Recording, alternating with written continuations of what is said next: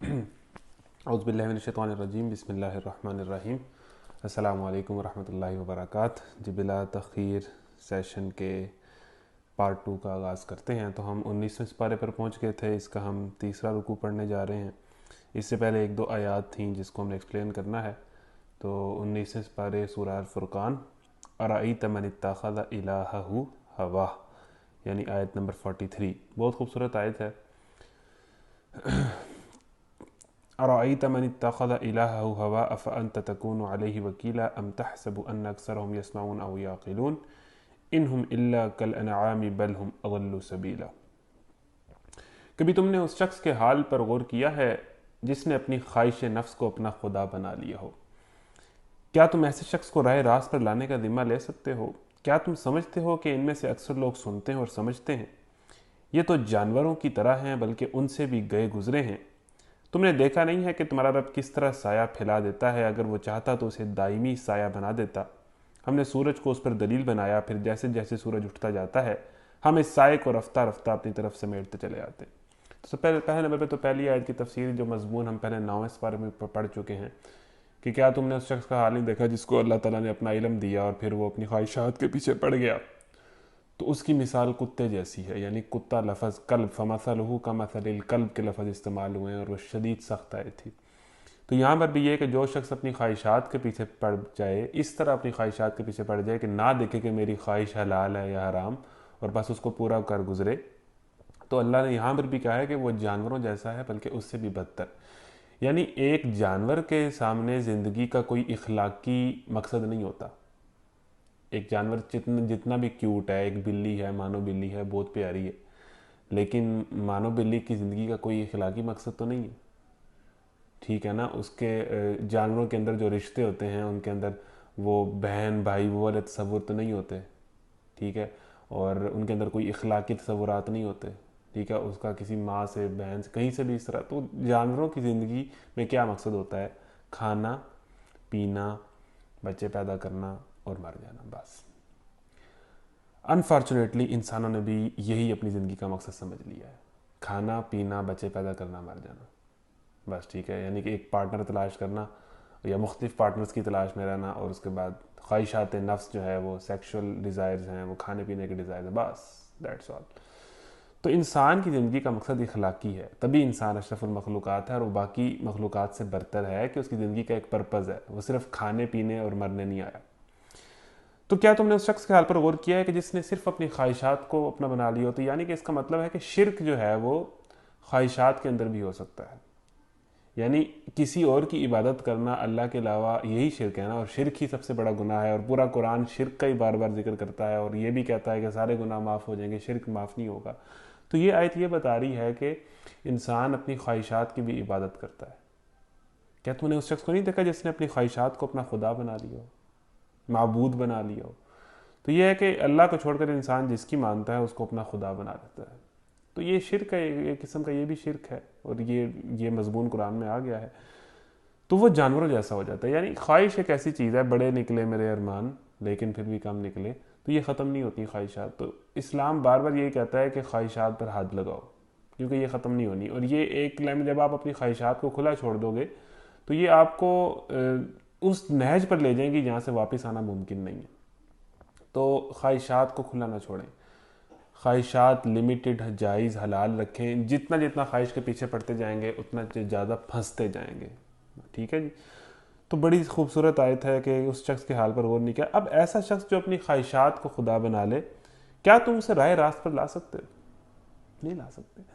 یعنی ایک شخص جو ہے جب اپنی خواہش نفس کے پیچھے پڑ جائے، پھر وہ کہاں دیکھتا ہے دلیل، کہاں دیکھتا ہے لاجک، کہاں دیکھتا ہے صحیح اور غلط، اور کہاں دیکھتا ہے حلال اور حرام کا تصورات؟ یعنی پھر تو وہ زندگی کو جیتا ہے، جیلے ہر پل پھر ہو جاتا ہے، پھر تو اس نے انجوائے کرنا ہے۔ اس نے نہیں دیکھنا کہ اس مومنٹ جو میں جی رہا ہوں، اس لمحے کو جو میں جی رہا ہوں، یہ اللہ کو پسند بھی ہے کہ نہیں پسند، پھر وہ یہ چیز نہیں دیکھتا۔ خواہش ایک ایسی چیز ہے جو انسان کی عقل کو کھا جاتی ہے، انسان کی یہ جو اخلاقی حیثیت ہے اس کو کھا جاتی ہے، انسان کی جو سوچنے سمجھنے کی اور غلط اور صحیح میں تمیز کرنے کی صلاحیت ہے اس کو مار دیتی ہے۔ خواہش جب غلبہ پاتی ہے انسان کے اوپر تو وہ اندھا ہو جاتا ہے۔ تو جو خواہشات کو خدا بنا لے، جو خواہشات کو اپنا خدا سمجھتا ہو، جو خواہشات دن رات اپنی خواہشات کی تکمیل کو اپنا مقصد، جس کے خواب، جس کے ڈریمز ہی اپنی خواہشات کو پورا کرنا ہو، تو اسے آپ ہدایت کی بات بتاؤ گے تو وہ اس کو کیسے مانے گا، جو اپنے نفس کے اندر گم ہو چکا ہے؟ تو اس کا ایک مطلب یہ بھی ہے کہ جب انسان اپنی خواہشات پر کنٹرول نہ کر سکے، خواہشات کی جو ہے وہ لے میں بہہ جائے، تو پھر ہدایت کی بات اس پر اثر کرتی نہیں ہے، ٹھیک ہے نا، وہ انکنٹرولیبل ہو جاتا ہے، پھر ہدایت اس پہ اثر نہیں کرتی۔ اور ایک ہی چیز ہے جو ہمیں دین پر چلنے سے روکتی ہے، وہ ہماری خواہشات۔ آپ کا نفس کتنا بے لگام ہو چکا ہے، اگر تو وہ تھوڑا سا بے لگام تھا تو شاید اللہ کی بات آپ کو خوف دلائے اور آپ واپس آ جائیں، لیکن آپ کا نفس اگر بے لگام ہو جائے اور اس کی خواہشات اندھی ہو جائیں تو وہ کنٹرول ہونے میں نہ آئیں، تو پھر یہ ہدایت کی باتیں اثر اپنا چھوڑ دیتی ہیں، افیکٹ ہی نہیں کرتی، ٹھیک ہے جی۔ تو کیا تم ایسے شخص کو راہ راست پہ لاؤ گے؟ یہ تب ہوتا ہے جب انسان اپنی خواہشات کو پوجنے لگ پڑتا ہے، اپنی خواہشات کا بندہ بن جاتا ہے، اپنی غلط خواہشات کو پورا کرتا چلا جاتا ہے کہ یہاں تک کہ وہ اس کی کمزوری بن جاتی۔ کیا تم سمجھتے ہو ان میں سے اکثر لوگ سنتے اور سمجھتے ہیں، یعنی وہی خواہش جو ہے وہ انسان کی سوچنے کی، سننے کی، سمجھنے کی، بات کو انالائز کر کے کسی نتیجے پہ پہنچنے کی صلاحیت کو ہی ختم کر دیتی ہے، کیونکہ اس نے بس خواہش پوری کرنی ہے اور مزہ کرنا ہے۔ یہ تو بیسیکلی اسلام سے جتنی بھی جنگ ہے، بالخصوص ہماری یوتھ کے اندر، وہ بیسیکلی وہ خواہشات کا ہی مسئلہ ہے کہ یوتھ کے اندر، نوجوانی کے اندر جو پلنے والی خواہشات ہیں، یا جو گلیمر ورلڈ اسے دکھایا گیا ہے، اس کے اندر جو اسے خواہشات پوری ہوتی ہوئی نظر آ رہی ہیں، اسلام ان کو اس طرح پورا نہیں کرنے دیتا۔ تو یہ جو اسلام سے بغاوت کا اور اسلام سے بدزنی کا اور اسلام کی تضحیق کا جو ایک ٹرینڈ ہے، یہ اسی وجہ سے ہے کہ خواہشات کچھ اور کہتی ہیں اور خواہشات کی لے میں ہم بہہ رہے ہیں، اور جتنا یہ انٹرٹینمنٹ کی دنیا ہے، یہ انہی خواہشات کو جو ہے وہ ایکسپلیسٹ طریقے سے ان کو بڑھاتی ہے اور ان کو جناب مزید آئیڈیالائز کرتی ہے اور فینٹاسائز کرتی ہے انہی خواہشات کو، جن میں سے آدھی سے زیادہ تو پوری نہیں ہوتی، بس بندہ انسان دیکھتا ہے اور لال ٹپکاتا ہی رہ جاتا ہے۔ تو یہ تو جانوروں کی طرح ہے۔ تو یہ ہم نے دیکھا ہے کہ جو لوگ خواہشات کے پیچھے چلے جاتے ہیں پھر وہ جانور بن جاتے ہیں، بلکہ ان سے بھی گئے گزرے۔ تم نے دیکھا نہیں کہ تمہارا رب کس طرح سایہ پھیلا دیتا ہے، اگر وہ چاہتا تو اسے دائمی سایہ بنا دیتا۔ ہم نے سورج کو اس پر دلیل بنایا، اور پھر جیسے جیسے سورج اٹھتا جاتا ہے ہم اس سائے کو رفتہ رفتہ اپنی طرف سمیٹتے چلے جاتے ہیں۔ اس کی تفسیر پڑھ لیتے ہیں۔ ملاؤں کی اصطلاح میں دلیل اس شخص کو کہتے ہیں جو کشتیوں کا راستہ دکھاتا ہو۔ سائے کو سورج پر دلیل بنانے کا مطلب یہ ہے کہ سائے کا پھیلنا اور سکڑنا سورج کے عروج و زوال اور طلوع و غروب کا تابع ہے۔ اپنی طرف سمیٹنے سے مراد غائب اور فنا کرنا ہے، کیونکہ ہر چیز جو فنا ہوتی ہے وہ اللہ ہی کی طرف پلٹتی ہے، ہر شے اس کی طرف سے آتی ہے اور اسی کی طرف سے جاتی ہے، یعنی سائے بھی پھیلتے ہیں اور وہ واپس اللہ کی طرف، یعنی دن میں سائے کا چھوٹا ہونا اور رات کو لمبا سایہ ہونا، تو اس سے پھر اندازہ لگایا جاتا ہے کہ سورج کی کیا سچویشن ہے۔ تو جو سائے بھی ہیں وہ بھی ایک وقت میں غائب ہو جاتے ہیں، اللہ کی طرف پلٹ آتے ہیں۔ تو جو چیز اللہ سے نکلتی ہے وہ واپس اللہ کی طرف جائے گی، یہی تمام مخلوقات اور انسانوں کا بھی حال ہے۔ اور وہ اللہ ہی سے رات کو تمہارے لیے لباس اور نیند کو سکون موت اور دن کو جی اٹھنے کا وقت بنایا، یعنی اس سے ایک روٹین بھی سمجھ آتی ہے۔ ہم سارے اسی طرح کے ہیں، اب ہر کسی میں فالٹس ہوتے ہیں کہ نیند کو سکون موت اور دن کو جی اٹھنے کا وقت نہیں، جو اصل ٹائمنگز ہیں وہ رات کو سونا اور دن کو جاگنا ہے، ٹھیک ہے نا۔ تو جس کی روٹین الٹی ہے جو آج کل ہم سب کی ہے وہ ٹھیک نہیں ہے، ٹھیک ہے۔ تو بیسیکلی دن رات سونے کا وقت ہوتا ہے اور دن اٹھنے کا وقت ہوتا ہے، اور اسی طرح کی روٹین ہو تو ٹائم میں بھی برکت ہوتی ہے، انسان کی کیپیسٹی بھی بڑھتی ہے، پوٹینشیل بھی بڑھتا ہے، وہ زیادہ کام بھی کر لیتا ہے۔ تو نیچرل روٹین پہ رہے تو زیادہ فائدے ہیں۔ اور وہی ہے جو اپنی رحمت کی آگے آگے ہواؤں کو بشارت بنا کر بھیجتا ہے، پھر آسمان سے پاک پانی نازل کرتا ہے تاکہ ایک مردہ علاقے کو اس کے ذریعے زندگی بخشے اور اپنی مخلوق میں سے بہت سے جانور انسانوں کو سیراب کرے۔ اس کرشمے کو ہم بار بار ان کے سامنے لاتے ہیں کہ تاکہ وہ کچھ سبق لیں، مگر اکثر لوگ کفر اور ناشکری کے سوا کوئی دوسرا رویہ اختیار کرنے سے انکار کر دیتے ہیں۔ اگر ہم چاہتے تو ایک بستی میں ایک خبردار کرنے والا اٹھا کر کرتے، پس اے نبی کافروں کی بات ہرگز نہ مانو اور اس قرآن کو لے کر ان کے ساتھ زبردست جہاد کرو۔ فلا تطع الکافرین وجاہدہم بہ جہادا کبیرا۔ اے نبی کافروں کی بات نہیں ماننی، کافروں کے پروپیگنڈے میں نہیں آنا، کافروں کی خواہشات کو پورا نہیں کرنا۔ کافر جس طرح دیکھنا چاہتے ہیں مسلمانوں کو نہیں اس طرح ہونا۔ فلا تطع الکافرین، کافروں کی اطاعت ہم نے نہیں کرنی، ہم نے اللہ کی اطاعت کرنی۔ کافروں کے ایجنڈے کی، کافروں کی خواہشات کی ہم اطاعت نہیں کر سکتے اگر ہم ایک اللہ پر ایمان لاتے ہیں۔ پھر حل کیا ہے کہ کافروں کو بھی قرآن پڑھائیں، خود بھی قرآن پڑھیں۔ پرابلم کا حل ہے ہی قرآن، قرآن کے ساتھ، قرآن کی آیت ہے وَجَاهِدْهُمْ بِهِ جِهَادًا كَبِيرًا، اس کتاب کے ساتھ کافروں کے خلاف، کافروں کے ایجنڈے کے خلاف، کافروں کے سوچ کے خلاف اس کتاب کو لے کر جہاد کرو. یعنی یہ کتاب ان کے سامنے رکھو، ان کو اس کی تعلیمات پر لے کے آؤ، ٹھیک ہے، اور اس کتاب کے نظام کو نافذ کرو. اس قرآن کو لے کر ان کے ساتھ زبردست جہاد کرو. یہی جد و جہد اور جہاد اور جو ہے وہ ایک کشمکش کی زندگی ہے جو بندہ مومن کی ہے، بالخصوص اس طرح کی دنیا میں جہاں پر کفر غالب ہے. وَهُوَ الَّذِي مَرَجَ الْبَحْرَيْنِ هَذَا عَذْبٌ فُرَاتٌ وَهَذَا مِلْحٌ أُجَاجٌ، یہ بھی ایک مشہور آیت ہے. اور وہی ہے جس نے دو سمندروں کو ملا رکھا ہے، ایک لذیذ اور شیریں، دوسرا تلخ اور شور، اور دونوں کے درمیان ایک پردہ حائل ہے، ایک رکاوٹ ہے جو انہیں گڈمڈ ہونے سے روکے ہوئے ہے. 11 یہ کیفیت ہر اس جگہ رونما ہوتی ہے جہاں کوئی بڑا دریا سمندر میں آ کر گرتا ہے. اس کے علاوہ خود سمندر میں بھی مختلف مقامات پر میٹھے پانی کے چشمے پائے جاتے ہیں جن کا پانی سمندر کے نہایت تلخ پانی کے درمیان بھی اپنی مٹھاس پر قائم رہتا ہے. مثال کے طور پر بحرین اور دوسرے مقامات پر خلیج فارس کی تہہ سے اس قسم کے بہت سے چشمے نکلے ہوئے ہیں جن سے لوگ میٹھا پانی حاصل کرتے ہیں.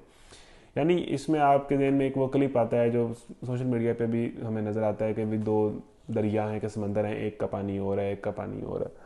تو یہ اس کا مطلب یہ نہیں ہے کہ یہ آیت اس کی طرف اشارہ کر رہی ہے، یہ ہر جگہ ہوتا ہے. مطلب بستیوں کے اندر جو ہے ایک گھر کے نیچے سے پانی جب بور کرتے ہیں تو وہ میٹھا نکل آتا ہے، ایک گھر کے نیچے سے تھوڑے سے فاصلے سے کسی اور قسم کا نکل آتا ہے. تو پانی جہاں جہاں پایا جاتا ہے سمندروں دریاؤں میں، وہاں بھی میٹھا اور جو کھٹا تلخ پانی ہے وہ آپس میں نہیں ملتا، اکثر جگہوں پہ ایسا ہوتا ہے. پھر اسی طرح جو ہے وہ کلر کا ڈفرنس اور ساری چیزیں. تو یہ بیسیکلی اللہ تعالیٰ نے کہا ہے کہ یہ ساری چیزیں اللہ کی مشیت سے ہیں کہ اللہ تعالیٰ ان کے درمیان ایک رکاوٹ حائل کر دیتا ہے. اب اس کی جو بھی سائنٹیفک توجیہ کی جائے، لیکن اللہ کہتا ہے کہ وہ پانی آپس میں مکس نہیں ہوتے، وہ دونوں پانی. تو یہ تو جگہ جگہ ہوتا ہے، دریاؤں سمندروں میں بھی. یہ کسی ایک جگہ پر اس کی اشارہ نہیں کہہ سکتے کہ یہ وہاں پر اس مقام کا ذکر کیا گیا ہے. جی ٹھیک ہے جی. تو یہ اللہ کی ایک معجزہ ہے، قدرت ہے جو اللہ تعالیٰ جگہ جگہ اس کو کرتا ہے. اچھا جی، وہی ہے جس نے پانی سے ایک بشر پیدا کیا، پھر اس سے نسب اور سسرال کے دو الگ سلسلے چلائے. تیرا رب بڑا ہی قدرت والا ہے. اس خدا کو چھوڑ کر لوگ ان کو پوج رہے ہیں جو نہ ان کو نفع پہنچا سکتے ہیں نہ نقصان، اور اوپر سے مزید یہ کہ کافر اپنے رب کے مقابلے میں ہر باغی کا مددگار بنا ہوا ہے. اے نبی، تم کو تو ہم نے بس ایک بشارت دینے والا اور خبردار کرنے والا بنا کر بھیجا ہے. ان سے کہہ دو کہ میں اس کام پر تم سے کوئی اجرت نہیں مانگتا، میری اجرت بس یہی ہے کہ جس کا جی چاہے وہ اپنے رب کا راستہ اختیار کر لے. یعنی دین کا کام جو ہے یہ اللہ کی طرف بلانے پر میں تم سے کوئی ریوارڈ نہیں مانگ رہا، میرا ریوارڈ تو اللہ کے پاس ہے. جتنا مشن ہے یہ اللہ کا مشن ہے اور میں اس کو پورا کر رہا ہوں. تو میری اجرت یہی ہے کہ تم میری بات مان لو. مطلب مجھے خوشی تبھی ہوگی یا مجھے میری جد جہد کو جو ہے وہ منزل تبھی ملے گی کہ جب تم اس راستے پر آ جاؤ گے، اور یہی میرا ریوارڈ ہے. جس کا جی چاہے وہ اپنے رب کا راستہ اختیار کر لے. اے نبی صلی اللہ علیہ وسلم، اس خدا پر بھروسہ رکھو جو زندہ ہے اور کبھی مرنے والا نہیں ہے. اس کی حمد کے ساتھ اس کی تسبیح کرو. اپنے بندوں کو گناہوں سے بس اسی کا باخبر ہونا کافی ہے. وَكَفَىٰ بِذُنُوبِ عِبَادِهِ خَبِيرًا، اور اپنے بندے کے گناہوں سے بس اسی کا باخبر ہونا کافی ہے. وہ جس نے 6 دنوں میں زمین اور آسمان کو ان ساری چیزوں کو بنا کر رکھ دیا جو آسمان و زمین کے درمیان ہے، پھر آپ ہی عرش پر جلوہ فرما ہوا. رحمان اس کی شان بس کسی جاننے والے سے پوچھو. ان لوگوں سے جب کہا جاتا ہے کہ اس رحمان کو سجدہ کرو تو کہتے ہیں رحمان کیا ہوتا ہے؟ کیا بس جسے تو کہہ دے اسی کو ہم سجدہ کرتے پھریں؟ یہ دعوت ان کی نفرت میں الٹا اور اضافہ کر دیتی ہے. وَإِذَا قِيلَ لَهُمُ اسْجُدُوا لِلرَّحْمَنِ قَالُوا وَمَا الرَّحْمَنُ أَنَسْجُدُ لِمَا تَأْمُرُونَ وَزَادَهُمْ نُفُورًا. یہاں پر سجدہ بھی ہے جی، سجدہ نمبر 7. تو یہ آپ سجدہ یہاں پر کر لیں نماز کے بعد. تو ان لوگوں سے کہا جاتا ہے کہ جب اس رحمان کو سجدہ کرو تو کہتے ہیں رحمان کیا ہوتا ہے؟ کیا بس جسے تو کہہ دے اسی کو ہم سجدہ کرتے پھریں؟ یہ دعوت ان کی نفرت میں الٹا اور اضافہ کر دیتی ہے. یعنی یہ سجدے سے مراد یہی ہے کہ اللہ کے آگے جھکنا، یعنی سبمیشن بیسیکلی، کہ آپ اللہ کے آگے سر اطاعت جو ہے وہ خم کریں. بڑا متبرک ہے وہ جس نے آسمان میں برج بنائے اور اس میں ایک چراغ اور ایک چمکتا چاند روشن کیا. وہی ہے جس نے رات اور دن کو ایک دوسرے کا جانشین بنایا ہر اس شخص کے لیے جو سبق لینا چاہے یا شکر گزار ہونا چاہے. وَعِبَادُ الرَّحْمَنِ الَّذِينَ يَمْشُونَ عَلَى الْأَرْضِ هَوْنًا. اس کی تلاوت کر لیتے ہیں، یہ ایک اہم رکوع ہے، تلاوت سٹارٹ میں نہیں کی تو یہاں پر کر لیتے ہیں. بسم اللہ الرحمن الرحیم. وَعِبَادُ الرَّحْمَنِ الَّذِينَ يَمْشُونَ عَلَى الْأَرْضِ هَوْنًا وَإِذَا خَاطَبَهُمُ الْجَاهِلُونَ قَالُوا سَلَامًا وَالَّذِينَ يَبِيتُونَ لِرَبِّهِمْ سُجَّدًا وَقِيَامًا وَالَّذِينَ يَقُولُونَ رَبَّنَا اصْرِفْ عَنَّا عَذَابَ جَهَنَّمَ إِنَّ عَذَابَهَا كَانَ غَرَامًا إِنَّهَا سَاءَتْ مُسْتَقَرًّا وَمُقَامًا وَالَّذِينَ إِذَا أَنفَقُوا لَمْ يُسْرِفُوا وَلَمْ يَقْتُرُوا وَكَانَ بَيْنَ ذَلِكَ قَوَامًا والذين لا يدعون مع الله إلها آخر ولا يقتلون النفس التي حرم الله إلا بالحق ولا يزنون ومن يفعل ذلك يلقى أثاما يضاعف له العذاب يوم القيامة ويخلد فيه مهانا إلا من تاب وآمن وعمل عملا صالحا فأولئك يبدل الله سيئاتهم حسنات وكان الله غفورا رحيما ومن تاب وعمل صالحا فإنه يتوب إلى الله متابا والذين لا يشهدون الزور وإذا مروا باللغو مروا كراما والذين إذا ذكروا بآيات ربهم لم يخروا عليها سما وعميانا والذين يقولون ربنا هب لنا من أزواجنا وذرياتنا قرة أعين واجعلنا للمتقين إماما أولئك يجزون الغرفة بما صبروا ويلقون فيها تحية وسلاما خالدين فيها حسنت مستقرا ومقاما قل ما يعبأ بكم ربي لولا دعاؤكم فقد كذبتم فسوف يكون لزاما. رحمان کے اصلی بندے تو وہ ہیں، یعنی جس طرح ایک استاد ہے نا، اس کی کلاس میں 30-40 شاگرد بیٹھے ہیں، تو ویسے وہ کہتا ہے کہ یہ سارے ہی میرے شاگرد ہیں، لیکن یہ والا جو میرے شاگرد ہیں نا، یہ جو سامنے 3 بیٹھے ہوئے ہیں، یہ ہیں میرے اصل شاگرد، ان سے مجھے امید ہے یہ لوگ پاس ہوں گے، یہ میری بات کو سمجھتے ہیں. ویسے تو سارے ہی استاد کے شاگرد ہیں. اسی طرح یہ جو 8 ارب انسان ہیں، سارے ہی اللہ کے بندے ہیں، سارے ہی رحمان کے بندے ہیں، لیکن اللہ تعالیٰ کہتے ہیں یہ والے جو بندے ہیں نا، یہ میرے اصلی بندے ہیں، یعنی یہ میری عبد ہونے کا، بندے ہونے کا حق ادا کر رہے ہیں. ویسے تو سارے ہی اللہ کے بندے ہیں. تو رحمان کے اصل بندے تو وہ ہیں، یعنی ایک 8 ارب انسانوں کی دنیا میں سے اللہ تعالیٰ پوائنٹ آؤٹ کر رہا ہے کہ رحمان کے اصل بندے کون ہیں، جو اللہ کے بندے ہیں، جو صحیح معنوں میں بندگی کا حق ادا کر رہے ہیں. اب وہ کون ہیں؟ ہمیں تو پھر جو ہے وہ چونک جانا چاہیے کہ بھئی یہ کون لوگ ہیں. ہم دیکھیں، ہم ان جیسا بننے کی کوشش کریں کہ جن کو اللہ پوائنٹ آؤٹ کر رہا ہے کہ یہ ہیں اصل لوگ، ان کو فالو کرو. مطلب اللہ تعالیٰ پوری دنیا میں سے کچھ بندوں کو کہہ رہے ہیں کہ یہ ہیں اصل لوگ. نمبر 1، جو زمین پر نرم چال چلتے ہیں. اب دیکھ لیں کہ اللہ کے جو اصل بندے ہیں ان کی پہلی صفت یہ ہے کہ ان میں غرور نہیں ہے. غرور کس طرح کا ہوتا ہے؟ نیکی کا غرور ہوتا ہے. یہ بڑا خطرناک غرور ہے کہ ایک انسان تھوڑا سا نیک ہو جائے تو اس کو نیکی کا غرور آ جاتا ہے، وہ باقی ساروں کو گناہ گار سمجھتا ہے اور اچھوت سمجھتا ہے. علم کا غرور ہوتا ہے، تقوی کا غرور نیکی کے غرور میں آ گیا. دولت کا غرور ہوتا ہے، پھر اس کی طرح صلاحیتوں کا غرور ہوتا ہے، پھر حسن کا غرور ہوتا ہے.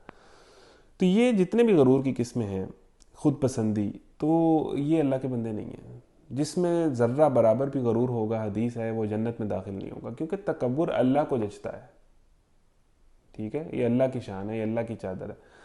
2 طرح کا غرور ایک اور بھی آگے ہوتا ہے کہ ایک تو اپنے غرور کا اظہار کرنا، اپنے ایٹیٹیوڈ سے، اپنے سٹائل سے، اپنے گفتگو سے اپنے غرور کا اظہار کرنا کہ لوگ بھئی اس کو فیل کریں. شو آف کے بھی اس کے اندر غرور کی ایک شکل ہے. پھر اس کے اندر جناب غرور کی ایک قسم یہ بھی ہے کہ انسان اظہار تو نہ کرے اپنے غرور کا، لیکن اپنے اندر اپنے آپ کو بڑی چیز سمجھتا ہو. یہ ایسی بات ہے کہ اس غرور کا ہم سارے ہی شکار ہیں. خود پسندی، کہ اپنے غرور کا اظہار نہ کرنا، کسی کو نہ کہنا کبھی میں ایسا، لیکن اپنے اندر اپنے آپ کو چیز سمجھنا اور دوسرے کو ایزی لینا. جس میں ذرہ برابر بھی غرور ہوگا، دانے کے برابر بھی غرور ہوگا، وہ جنت میں داخل نہیں ہوگا. تو رحمان کے بندوں کی تو پہلی صفت یہ ہے، وہ غرور متکبر نہیں ہوتے. نیک ہیں، پیسے والے ہیں، غریب، جیسے بھی ان میں خود پسندی اور تکبر نہیں ہوتا کہ وہ اپنے آپ کو کوئی چیز سمجھو. عاجزی اصل چیز ہے. تقوی اللہ کی پہچان تو بندے کے اندر پیدا ہی عاجزی کرتی ہے کہ اللہ کتنا بڑا ہے اور ہم کتنے چھوٹے ہیں. تو زمین پر نرم چال چلتے ہیں، یعنی ان کے ایٹیٹیوڈ سے، ان کے گفتگو سے، ان کی اپیرنس سے، ان کے چلنے کے انداز تک سے ظاہر ہوتا ہے کہ ان میں خود نمائی، خود پسندی، غرور نام کی کوئی چیز نہیں ہے. یہ ہے جی رحمان کے بندوں کی پہلی صفت. اب ہمارے ہاں جو اللہ کی طرف بلانے والے لوگ ہیں ان کے اندر پتہ نہیں اب یہ چیز ہے کہ نہیں ہے. ٹھیک ہے جی. تو جو زمین پر نرم چال چلتے ہیں اور جاہل ان کے منہ کو آئیں تو کہہ دیتے ہیں تم کو سلام. یعنی دوسری بات یہ ہے کہ یہ غیر ضروری بحثوں کے اندر نہیں الجھتے. اور ہمارے ہاں جتنے دین سے متعلقہ لوگ ہیں ان کا تو کام ہی بحث اور مناظرے کرنا ہے. ٹھیک ہے جی. مطلب میں اس کو غلط نہیں کہہ رہا، لیکن اسی کام کو مقصد سمجھ لینا. تو یہ جاہل فضول بحثوں میں پڑھتے نہیں ہیں. کوئی جاہل ان کے منہ کو آ بھی جائے تو سوشل میڈیا پہ بہت زیادہ ہوتا ہے کہ جناب آپ نے کمنٹ کیا، اس کا کوئی رپلائی آ گیا تو گالم گلوچ شروع ہو گئی ہے، اسی کمنٹ میں ہی جنگ عظیم سوم شروع ہو چکی ہے. تو کوئی جاہل ان کا منہ کو آئے، آ کے گالیاں بکے یا جو بھی ان کو کہے، تو یہ الجھتے ہی نہیں ہے جاہلوں سے. جہاں پر انہیں پتہ لگے کہ میری بات کا کوئی فائدہ نہیں ہے، وہاں الجھتے ہی نہیں ہیں، وہاں السلام علیکم کہتے ہیں، کوئی غیر اخلاقی بات نہیں کہتے، وہاں سے چلتے بنتے ہیں.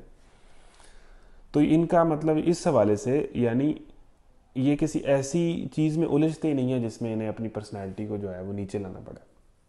ٹھیک ہے نا، انہیں کوئی سے الٹی سیدھی حرکت کرنی پڑ جائے. تو جاہل ان کے منہ کو آئے تو کہہ دیتے ہیں تم کو سلام، السلام علیکم، یعنی اس سے کوئی بدتمیزی نہیں ہے، سلام کہہ کے وہاں سے آگے نکل جاتے ہیں. یہ ہے جی رحمان کے بندوں کی دوسری صفت، جو اپنے رب کے حضور سجدے اور قیام میں راتیں گزارتے ہیں. راتیں سجدے اور قیام میں گزارتے ہیں، یعنی 5 نمازیں تو علیحدہ چیز ہے نا، وہ تو سجدے میں گزرتی ہی گزرتی ہیں، اس کے علاوہ کچھ ٹائم یہ اللہ کے لیے عبادت کے لیے اسپینڈ کرتے ہیں. یعنی جو لائق اسٹوڈنٹ ہوتا ہے وہ ہوم ورک تو کرتا ہی ہے جو اس نے کرنا ہے، وہ ٹیسٹ اور پیپر تو دیتا ہی دیتا ہے، لیکن اس کے علاوہ وہ لائق اسٹوڈنٹ تبھی ہوتا ہے کہ وہ ایکسٹرا ٹائم دے رہا ہوتا ہے کچھ پڑھائی کو، ایکسٹرا کچھ ٹائم دے رہا ہوتا ہے، کچھ ایکسٹرا اس سے ریلیونٹ چیزیں پڑھ رہا ہوتا ہے، کچھ آؤٹ آف دی باکس کر رہا ہوتا ہے، تو وہ لائق اور قابل اسٹوڈنٹ سمجھا جاتا ہے، وہ ایکسٹرا آرڈنری اسٹوڈنٹ سمجھا. تو یہ فرض تو پورا کرتے ہی کرتے ہیں. یعنی اگر آپ نے اللہ کا ایکسٹرا آرڈنری بندہ بننا ہے تو آپ کو کچھ وہ بھی کرنا ہے جو فرض نہیں ہے. مطلب وہ ایک جس طرح ایک لائق اسٹوڈنٹ ہے، اسی طرح اس کی مثال کو لے لیں کہ وہ چیزیں جو فرض بھی نہیں ہیں وہ بندہ کرتے ہیں، نفلی عبادتیں، نفلی زکوٰۃ، نفلی صدقات، فرض سے بڑھ کر. ٹھیک ہے نا، آخرت کا بھی ایک پیپر ہے نا، تو اس میں اگر کسی نے ٹاپ کرنا ہے تو پھر اسے ایکسٹرا آرڈنری ایفرٹ کرنی پڑے گی، جو فرض سے ہٹ کے بھی کرنا پڑے گا. یہی تو یہ وہ چیز کرتے ہیں جو مطلب اللہ کو پسند ہے، جو نفل کے اندر آتی ہیں، اللہ سے تعلق، یہ وہ چیز ہے، یہ خاص تعلق ہے نا، رحمان کے خاص بندے ہیں. تو ان کی راتیں سجدے اور قیام میں گزرتی ہیں.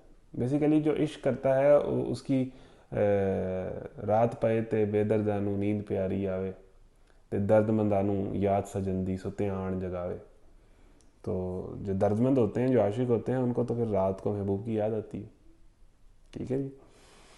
تو جو دعائیں کرتے ہیں کہ اے ہمارے رب جہنم کے عذاب سے ہمیں بچا لے. اب اس بات کو آپ یہ لیں کہ دنیا کے اندر جتنے سکسیزفل انسان ہوتے ہیں، ہماری بڑی کوشش یہ ہوتی ہے کہ جی آپ کس طرح سوچتے ہیں، آپ کی زندگی میں کیا پرابلمز ہیں اور آپ ان پرابلمز کو کس طرح ٹیکل کرتے ہیں. ٹھیک ہے، اور آپ کا سب سے بڑا فیئر کیا ہے، آپ کو سب سے زیادہ ٹینشن کس بات کی ہوتی ہے، کون سی چیز ہے جو آپ کو پریشان کرتی ہے. مطلب ایک بہت اگر کامیاب انسان ہے تو یہ تو ہر دوسرے بندے کے انٹرویو ہو نہیں رہے ہوتے آج کل، ہر دوسرا بندہ مہمان خصوصی ہوتا ہے. کوئی سیلیبریٹی ہے، اس کو بلایا جاتا ہے، اس سے پوچھا اس کی زندگی کی کہانی، اس کی روٹین، اس کا لائف سٹائل پوچھا جاتا ہے نا، سمجھا جاتا ہے کہ یہ آئیڈیلز ہیں. تو ایک طرف اللہ دیکھیں 8 ارب انسانوں میں سے کون کہہ رہا ہے؟ اللہ کہہ رہا ہے کہ یہ چند لوگ ہیں، یہ میرے خاص بندے ہیں. یہی بہت بڑا درجہ ہے جو یہ آیت دیتی ہے. پھر ان سکسیسفل لوگوں کو اللہ تعالیٰ بتا رہا ہے کہ یہ جو میری نظر میں کامیاب ہیں، جو میرے خاص بندے ہیں، جو میرے قریبی لوگ ہیں، جو رحمان کے بندے ہیں، ان کو ٹینشن کس بات کی ہوتی ہے؟ ان کی زندگی میں سب سے بڑا پرابلم کیا ہوتا ہے؟ ان کی زندگی میں سب سے بڑا پرابلم یہ نہیں ہوتا کہ میرا ویٹ لوز ہو گیا یا ہائی ہو گیا، ٹھیک ہے، یا میرے کپڑے کس طرح کے ہیں، یا میں کون سا برانڈ پہنتا ہوں، ٹھیک ہے، یا میری ایجوکیشن کیا ہے. ان کو سب سے بڑا پرابلم کیا ہوتا ہے؟ جو اللہ کے خاص بندے ہیں یہ کس چیز سے ڈرتے ہیں؟ ان کی سنیں، اگر ہم ان لوگوں کو آئیڈیل مانتے ہیں تو ان کو کیا ٹینشن ہوتی ہے کہ جو دعا کرتے ہیں اے ہمارے رب جہنم کے عذاب سے ہم کو بچا لے. ان کو سب سے زیادہ ٹینشن اس بات کی ہوتی ہے کہ ہم جہنم سے بچ جائیں. مطلب یہ ہے یہ لائف سٹائل اللہ تعالیٰ اپنے بندے سے چاہتا ہے کہ جس کو اپنے گناہوں کی فکر لگ جائے، مبارک ہو اس کو جس کو اپنے گناہوں کی فکر لگ جائے، اللہ کے سامنے پیش ہونے کی فکر لگ جائے. تو ان کی زندگی کا سب سے بڑا گول، سب سے بڑا مسئلہ، سب سے بڑا چیلنج یہ ہے کہ اللہ کے سامنے پیش ہو کے پاس کس طرح ہونا ہے. بس اس کے مطابق اس کو لے کر ہی پھر ان کی ساری زندگی کی پلاننگ ہے. تو اب آپ دیکھیں آپ کے مسئلے کیا ہیں، آپ کی دعاؤں میں کیا چیز ہے. ہماری دعاؤں میں تو شاید ہمیں کوئی محبوب چاہیے، ہمیں شبانہ چاہیے اللہ سے کہ اس سے ہماری شادی ہو جائے. وہی ہم دعا میں مانگی جا رہے ہیں. وہی ہم خانہ کعبہ میں جا کے بھی جناب ہماری پہلی دعا یہی ہے کہ وہ میرا محبوب میرے قدموں میں آ جائے، یا میری اسائنمنٹ کلیئر ہو جائے، یا مجھے ڈگری مل جائے. ٹھیک ہے، اس جوتے کا تسمہ بھی اللہ سے ہی مانگنا چاہیے، لیکن آپ کی کبھی کہیں فرسٹ پریارٹی میں یہ دعا ہے کہ یا اللہ مجھے شریعت پر چلنے والا بنا دے، دین پر چلنے والا بنا دے، اور آخرت میں مجھے جہنم کے عذاب سے بچا لے؟ کیا آپ کے زندگی میں جتنے پرابلم اس ٹائم چل رہے ہیں ان پرابلمس میں یہ پرابلم کہیں ہے کہ میں نے جہنم کے عذاب سے بچنا ہے اور اس کی دعا بھی کرنی ہے؟ نہیں ہے. تو پھر آپ رحمان کے اصلی بندے نہیں ہیں، پھر آپ کچھ اور ہیں. دیکھ لیں جی، ہمارے رب جہنم کے عذاب سے ہم کو بچا لے. ان کی سب سے بڑی ٹینشن، ان کا سب سے بڑا ڈریم یہ ہے کہ جنت میں چلے جائیں. صحیح ہے جی. تو یہ بڑا اہم رکوع ہے. اب جلدی سے گزرتے ہیں، ٹائم ہمارا گزر جاتا ہے، تو میں اب جلدی سے آگے سے گزرتا ہوں. تو یہ جی مسئلہ ہے، یہ ہے ان کا مسئلہ، یہ ہے ان کی ٹینشن، یہ ہے ان کی پریشانی، یہ ہے ان کا گول. کہ رحمان کے بندے تو وہ ہیں جن کی راتیں آلریڈی، ان کی حالت یہ ہے کہ سجدے اور قیام میں راتیں گزر رہی ہیں. جو لائق لوگ ہوتے ہیں وہ بہت زیادہ پڑھ کے بھی انہیں ٹینشن ہوتی ہے پڑھائی کی، پیپرز کی. یہ لائق لوگوں کی صفت ہے نا کہ ان کی بہت زیادہ تیاری بھی ہوتی ہے، بہت زیادہ پڑھے ہوئے بھی ہوتے ہیں، بہت زیادہ انہوں نے راتیں بھی لگائی ہوتی ہیں، ہر چیز انہیں رٹی بھی ہوتی ہے، لیکن پھر بھی انہیں پیپر کی بہت فکر ہوتی ہے کہ کہیں میں فیل نہ ہو جاؤں. تو یہ جو آخرت کے پیپر کے ٹاپرز ہیں نا، یہ بھی لائق اسٹوڈنٹ کی طرح ہی ہیں کہ یہ ایکسٹرا ایفرٹ بھی کر رہے ہیں، راتیں بھی لگا رہے ہیں نفل کے اندر، اور یعنی عام انسان سے یہ بہت اوپر ہیں، لیکن پھر بھی انہیں اسی بات کی ٹینشن ہے کہ میں کہیں جہنم میں نہ پھنس جاؤں. انسان جتنا اللہ کے قریب ہوتا جاتا ہے اسے اتنی ٹینشن ہوتی جاتی ہے، جتنا انسان نیک ہوتا جاتا ہے اسے اتنی فکر مزید ہونے لگ پڑتی ہے کہ کہیں میں جہنم میں نہ چلا جاؤں. یہ ایک عجیب ہی بات ہے. تو ہمارے رب جہنم کے عذاب سے ہم کو بچا لے. اس کا عذاب تو جان کا لاگو ہے، وہ تو بڑا ہی برا مستقر اور مقام ہے. جو خرچ کرتے ہیں تو نہ فضول خرچی کرتے ہیں نہ بخل، بلکہ ان کا خرچ دونوں انتہاؤں کے درمیان اعتدال پر قائم رہتا ہے. یعنی یہ بڑے بیلنسڈ، بڑے مطلب زبردست، مطلب نہ غرور ہے نہ تکبر ہے، عاجزی ہے، فضول بحثوں میں بڑے سپر سمارٹ قسم کے لوگ ہوتے ہیں. ٹھیک ہے. اور اس کے بعد ان کی دعائیں، ان کا تعلق اللہ سے ہوتا ہے. ٹھیک ہے. راتوں کو یہ اللہ کے حضور جو ہے وہ دعائیں کر رہے ہوتے ہیں. جہنم سے بچنے کی ان کی فکر ہر ٹائم رہتی ہے. پھر یہ ہے کہ ان کی لائف میں بیلنس بڑا ہوتا ہے. ان کی لائف میں یہ پرفیکشن ہوتی ہے نا کامیاب لوگوں کی لائف میں، تو ان کی لائف میں یہ بیلنس بڑا ہوتا ہے کہ اس کو خرچ کے معاملے میں، معاشی معاملے میں لے رہے ہیں تو خرچ کرتے ہیں تو نہ فضول خرچی کرتے ہیں نہ کنجوسی کرتے ہیں. بیلنسڈ ان کے خرچے ہوتے ہیں، بیلنسڈ ان کا فائنینشیل جو سارا ہوتا ہے. تو اس کو آپ جنرل بھی کر لیں کہ ان کی زندگی ہر حوالے سے بیلنس ہوتی ہے. ان کی زندگی کا ہر پہلو بیلنس ہوتا ہے، اس میں شدت نہیں ہوتی. ٹھیک ہے. افراط و تفرید کا شکار نہیں ہوتے. بیلنسڈ بندہ ہی کامیاب ہے. بلکہ ان کا خرچ دونوں انتہاؤں کے درمیان اعتدال پر قائم رہتا ہے، جو اللہ کے سوا کسی اور معبود کو نہیں پکارتے. اب یہ ان کی ایک پانچویں صفت ہے کہ اللہ کے علاوہ یہ کسی کو نہیں پکارتے. جس طرح ہم خواہشات کو خدا نہیں بناتے، اللہ کے علاوہ ان کا کوئی خدا نہیں ہے. ان کا ایک ہی خدا ہے، توحید پر قائم ہوتے ہیں. اللہ کی حرام کی ہوئی کسی جان کو ناحق ہلاک نہیں کرتے. یہ تو فضول لوگوں سے بحث ہی نہیں کرتے، انہوں نے کسی کو مارنا کیا ہے. تو ناحق جو ہے یعنی ایک تو ہے نا کہ جن کو مارنا اسلام میں فرض ہے، قتل کا بدلہ قتل ہے، زنا، مرتد والی سزا، سنگساری پہ، شادی شدہ زانی، تو وہ تو ٹھیک ہے. لیکن بلا وجہ کسی کو قتل نہیں کرتے. صحیح ہے. اور نہ زنا کے مرتکب ہوتے ہیں. مطلب یہ جو بے حیائی والا معاملہ ہے نا، اگر آپ نے کامیاب ہونا ہے تو اس سے بچنا پڑے گا. تو زنا سے ان کا کوئی تعلق نہیں ہوتا. زنا کسی درجے میں بھی یہ زنا نہیں کرتے، ہاتھ سے نہ، آنکھ سے نہ، قدم سے نہ، پورا زنا. یہ کام جو کوئی کرے وہ اپنے گناہ کا بدلہ پائے گا. قیامت کے روز اس کو مقرر عذاب دیا جائے گا، ڈبل عذاب دیا جائے گا، اور اسی میں وہ ہمیشہ ذلت کے ساتھ پڑا رہے گا، الا یہ کہ کوئی ان گناہوں کے بعد توبہ کر چکا ہو. ہاں، مگر یہ سارے گناہ کرنے کے بعد دیکھ لیں. اب دیکھیں یہ کتنی زبردست بات ہے کہ اگر آپ فضول بحثوں میں الجھے رہے ہیں، اگر آپ نے غرور کیا ہے، تکبر کیا، آپ کے اندر ایگو رہی ہے، اگر آپ لوگوں کو کچھ نہیں سمجھتے تھے، اگر آپ نے نمازیں چھوڑی ہوئی ہیں، ٹھیک ہے، اگر آپ کی راتیں غفلت میں گزری ہیں، اور اس کے بعد اگر آپ نے اللہ کے علاوہ کسی اور کی باتیں مانی ہیں، کسی اور کی بندگی کی ہے، کسی اور کو اپنا خدا بنایا، یا اگر آپ نے زنا کیا ہے، یا آپ نے شرک کیا ہے، یا آپ نے کسی کو قتل کیا ہے، یہ سارے بڑے بڑے گناہ جو پیچھے آئے ہیں جو یہ لوگ نہیں کرتے اور آپ نے کیے ہیں، اور اگر پھر آپ توبہ کر لیں تو پھر کیا ہوگا. مطلب دیکھیں قرآن جہاں ڈبل عذاب دینے کی بات کرتا ہے، وہاں جو توبہ کر لے، جو باز آ جائے، جو پلٹ جائے، جو اللہ کی طرف آ جائے اور اپنی زندگی تبدیل کرے، اس کو خوشخبری دیکھیں. یہ سارے گناہ اگر کسی نے کیے ہیں تو اگر وہ توبہ کر لے اور ایمان لا کر عمل صالح کرے، یعنی صرف استغفر اللہ نہیں، توبہ کرے، اپنے عمل کو درست کرے، ان اعمال کو چھوڑے، تو کیا ہوگا؟ ایسے لوگوں کی برائیوں کو اللہ اچھائیوں سے بدل دے گا. یعنی ان کے سارے یہ بڑے بڑے گناہ جو مینشن ہوئے ہیں وہ اللہ تعالیٰ مائنس کر دے گا، بالکل خالی ہو جائیں گے. توبہ اگر وہ صحیح معنوں میں کر لے. تو یہ توبہ تو ایک بہت بڑا پیکیج ہے جو ہمارے سامنے ہر ٹائم موجود ہے. اور ایمان لا کر عمل صالح کرنے لگا, ایسے لوگوں کو برائیوں کو اللہ بھلائیوں سے بدل دے گا اور وہ بڑا غفور الرحیم ہے. جو شخص توبہ کر کے نیک عمل اختیار کرتا ہے وہ تو اللہ کی طرف پلٹ آتا ہے جیسا کہ پلٹنے کا حق ہے. یعنی وہ جب واپس اللہ کی طرف آتا ہے تو پھر وہ دوبارہ اس برائی کی طرف نہیں جاتا. ہماری توبائیں تو پھر اسی طرح کی ہیں نا کہ ہم توبہ کرتے ہی اسی طرح کی ہیں. ہماری توبہ کے اندر بھی نیت یہ ہوتی ہے کہ ہم نے وہ کام نہیں چھوڑنا, تو پھر ظاہر ہے ہم واپس اسی طرف جاتے ہیں. تو توبہ تو نصوص صحیح والی توبہ. پھر آگے رحمان کے بندوں کی کچھ اور صفات بھی ہیں, ابھی ختم نہیں ہوئی. اور رحمان کے بندے وہ ہیں جو جھوٹ کے گواہ نہیں بنتے, یعنی کسی جھوٹی چیز کو, غلط چیز کو, حرام چیز کو سپورٹ نہیں کرتے. ٹھیک ہے نا. یہاں تو ہر دوسرے دن کوئی نیا سیلیبریٹی اٹھتا ہے اور پوری قوم اس کو سپورٹ دے رہی ہوتی ہے, پیار دے رہی ہوتی ہے, محبت دے رہی ہوتی ہے. ہر غلط کام کو آڈینس ہی سپورٹ کرتی ہے, دیکھنے والے ہی سپورٹ کرتے ہیں اور شیئر کرتے ہیں. ٹھیک ہے. تو کسی بھی جھوٹی چیز کو, حرام چیز کو, غلط چیز کے گواہ نہیں بنتے. ٹھیک ہے نا. یعنی اس کے سپورٹر, ٹھیک ہے نا, غلط چیز پر گواہ نہیں بنتے. اور کسی لغو چیز پر ان کا گزر ہو جائے تو شریف آدمیوں کی طرح گزر جاتے ہیں. یہ دیکھیں, اس کا مطلب ہے ہماری پوری قوم جو ہے وہ رحمان کے بندوں کی جو کیٹیگری, جو صفات ہیں ان سے خالی ہے. اس ٹائم جو سوشل میڈیا پر گناہ کا ایک طوفان بدتمیزی ہے, اور اس کے بعد لغو کا لفظ ہے. میں چونکہ سوشل میڈیا گناہوں سے بھرا پڑا ہے تو میں لغو یہاں پر دیکھ رہا ہے کہ لغو تو وہ کام ہوتا ہے جو گناہ سے پیچھے درجے کی چیز ہے, فضول چیز جس کا کوئی فائدہ نہیں ہے. لغو چیز کے پیچھے یہ نہیں جاتے. بھائی جان یہ کامیاب لوگ ہیں, یہ سکسیسفل لوگ ہیں, کامیاب لوگوں کی صفات ہیں. قد افلح المؤمنون 18 پارے کے آغاز میں بھی ہم پڑھ چکے ہیں کہ فضول کام سے پرہیز کرتے ہیں.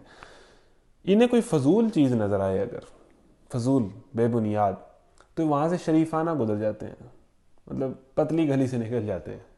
فضول چیز پر ان کا گزر ہوتا ہی نہیں, فضول کانٹینٹ پر ان کا گزر نہیں ہوتا. فضول کانٹینٹ سے, فضول ویڈیوز سے, فضول باتوں سے, فضول بحثوں سے, فضول ٹاک شوز سے, فضول پروگرامات سے, فضول محافل سے ان کا کوئی تعلق نہیں ہوتا. وہاں سے شریفانہ گزر جاتے ہیں. جہاں صرف ٹائم ضائع ہے, فضولیات ہیں. تو یہ آپ دیکھ لیں کہ اس ٹائم سوشل میڈیا پہ ایک طوفان ہے فضول چیزوں کو پروموٹ کرنے کا اور فضول چیزوں میں سارا دن گزار دینے کا. صرف انٹرٹینمنٹ انٹرٹینمنٹ انٹرٹینمنٹ. آپ کو کتنی انٹرٹینمنٹ چاہیے, کس حد تک انٹرٹینمنٹ چاہیے؟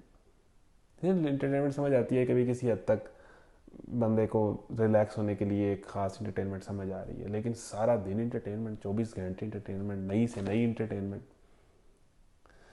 تو یہ تو کسی کامیاب قوم کی صفت نہیں ہے, کسی کامیاب بندے کی صفت نہیں ہے, کسی کامیاب شخص کی صفت نہیں ہے. تو پھر رلتے رہیں, ذلیل ہوتے رہیں اگر یہی کام کرنے ہیں. انہی میں پھر اسی طرح ہی ہوگا, پھر کوئی تبدیلی تو نہیں آئے گی. تبدیلی کے نعرے جتنے مرضی لگا لیں. پوری قوم کا پچھلے دنوں میں یہ جو چلتا رہا سوشل میڈیا پر فضول ویڈیوز چلتی رہی ہیں, اس میں ہماری پوری قوم نے بتا دیا ہے کہ ہم کتنے پروڈکٹیو لوگ ہیں اور ہمیں کیا چاہیے, ہمیں کس طرح کا کنٹینٹ چاہیے اور ہمیں کس طرح کی چیزیں پسند آتی ہیں. تو دیکھ لیں کہ بھئی رحمان کے بندوں کی یہ صفات نہیں ہے. ٹھیک ہے. فضول کام سے, لغو کام سے جب ان کا گزر ہوتا ہے تو شریف آدمیوں کی طرح وہاں سے گزر جاتے ہیں, اس میں انوالو ہی نہیں ہوتے, اس کو توجہ نہیں دیتے. جنہیں اگر ان کے رب کی آیات سنا کر نصیحت کی جاتی ہے تو وہ اس پر اندھے اور بہرے بن کر نہیں رہ جاتے. ہاں, جب ان کو رب کی آیات سنا کر نصیحت کی جاتی ہے تو رحمان کے بندے اندھے بہرے نہیں ہوتے, یعنی نو ریئیکشن, بات سنی اور سنی سے انسنی کر دی. یہ باقاعدہ رو پڑتے ہیں جب انہیں حق کی بات سنائی جاتی ہے, پروڈکٹیو بات سنائی جاتی ہے, صحیح بات بتائی جاتی ہے, تو اس کو یہ ریئیکٹ کرتے ہیں, اس پہ ان کا ریئیکشن ہوتا ہے, اس پہ یہ جواب دیتے ہیں, اس کو یہ پسند کرتے ہیں فضول بات کی بجائے.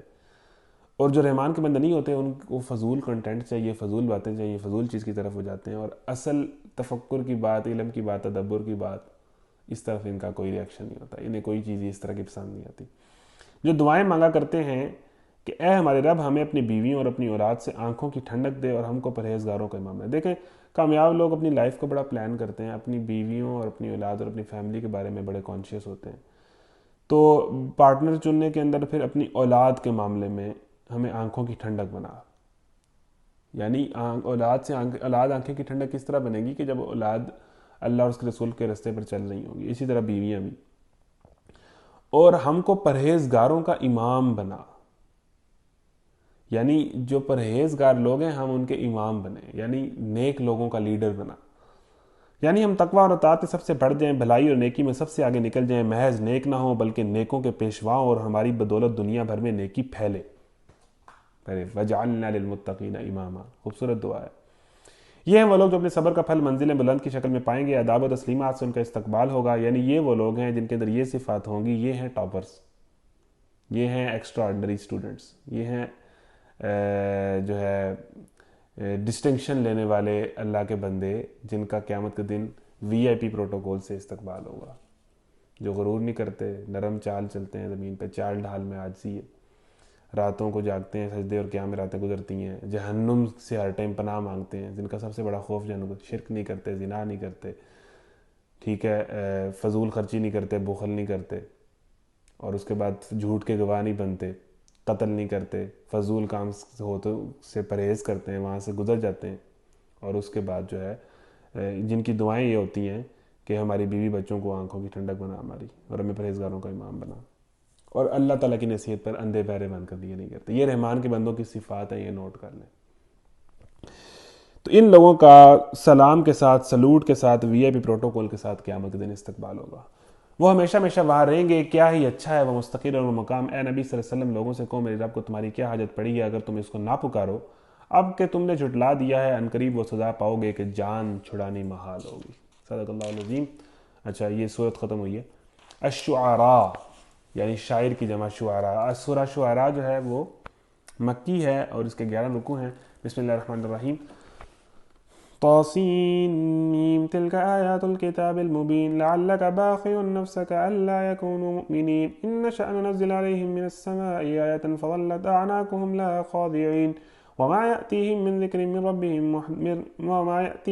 ذكر من الرحمن محدث إلا كانوا عنه معرضين فقد كذبوا فسيأتيهم أنباء ما كانوا به يستهزئون أولم يروا إلى الأرض كم أنبتنا فيها من كل زوج كريم إن في ذلك لآية وما كان أكثرهم مؤمنين وإن ربك لهو العزيز الرحيم۔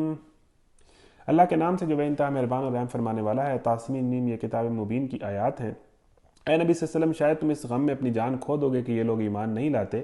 ہم چاہیں تو آسمان سے ایسی نشانی نازل کر سکتے ہیں کہ ان کی گردنیں اس کے آگے جھک جائیں۔ ان لوگوں کے پاس رحمان کی طرف سے جو نصیحت بھی آتی ہے یہ اس سے منہ موڑ لیتے ہیں۔ آپ کے یہ جھٹلا چکے ہیں، عنقریب ان کو اس چیز کی حقیقت مختلف طریقوں سے معلوم ہو جائے گی جس کا یہ مذاق اڑاتے رہے ہیں۔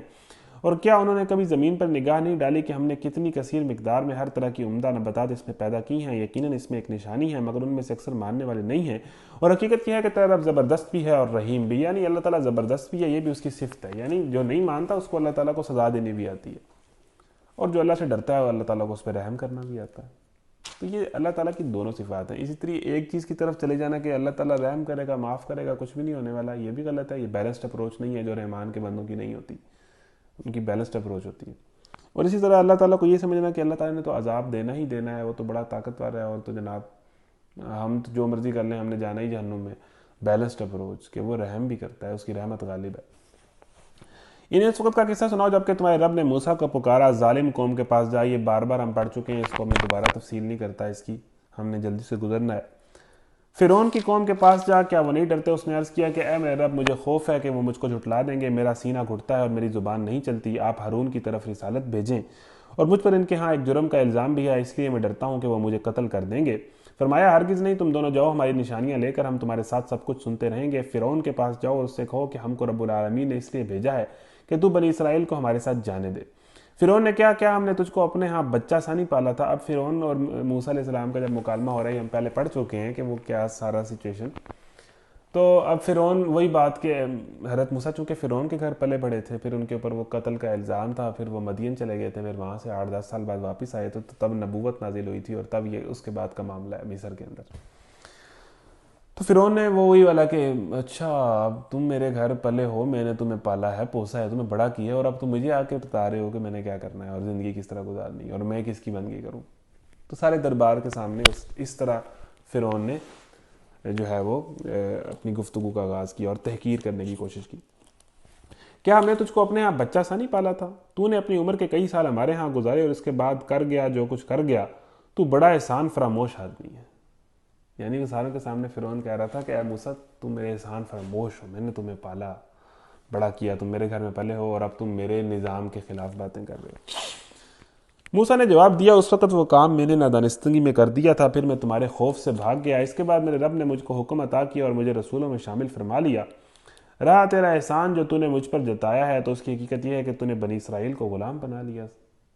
یہ آپ کے احسان کی حقیقت ہے، یعنی تیرے گھر میں پرورش پانے کے لیے میں کیوں آتا اگر تو نے بنی اسرائیل پر ظلم نہ ڈھایا ہوتا؟ تیرے ظلم کی وجہ سے تو میری ماں نے مجھے ٹوکری میں ڈال کر دریا میں بہایا تھا، ورنہ کیا میری پرورش کے لیے میرا اپنا گھر موجود نہ تھا؟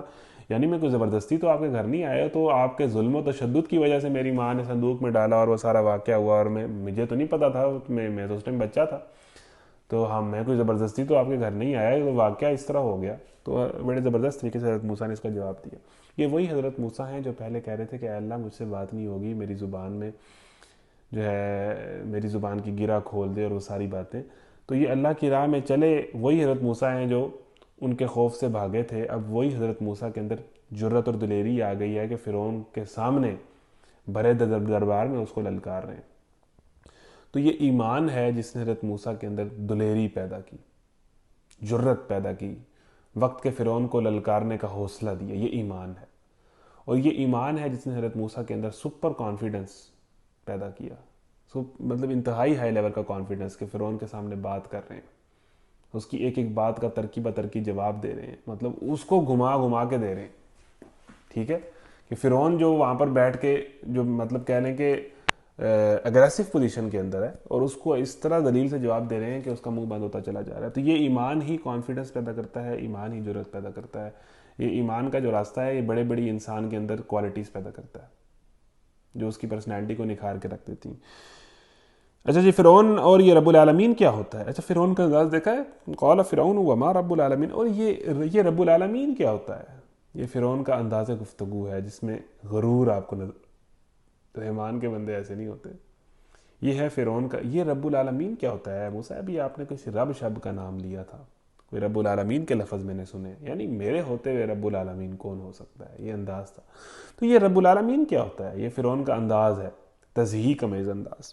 قال فرعون وما رب العالمین، موسیٰ نے جواب دیا، حضرت موسیٰ بالکل کانفیڈنٹ ہیں، اس کی کسی بات کا پریشر نہیں لے رہے اور کس طرح جواب دے رہے ہیں۔ یہ ہے بندہ مومن کی شان، اور اسی طرح ہی ہمیں مسلمانوں کو ہونا چاہیے۔ کافروں کی ہر بات کا ہمیں اسی طرح ہی جواب دینا چاہیے۔ ہم چھوٹی سی بات کے اندر کافروں کے پروپیگنڈے میں آ جاتے ہیں، بالکل ساتھ ہی ہم ہل جاتے ہیں، کنفیوز ہو جاتے ہیں۔